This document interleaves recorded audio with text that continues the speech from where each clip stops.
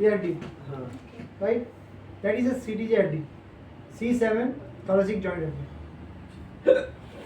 और उधर जॉइंट रहता है, उसके बाद टी स्टार्ट होता है। उसका T स्टार्ट होता है, टी स्टार्ट होता है। बढ़िया सर। ये वो एडजस्टमेंट होगा।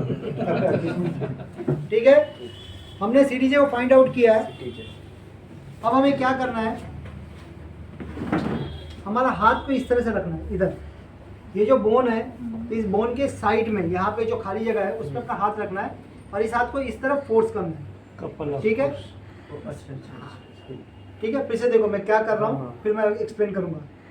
पेशेंट को हमने लेटा सुपाइन लेटाया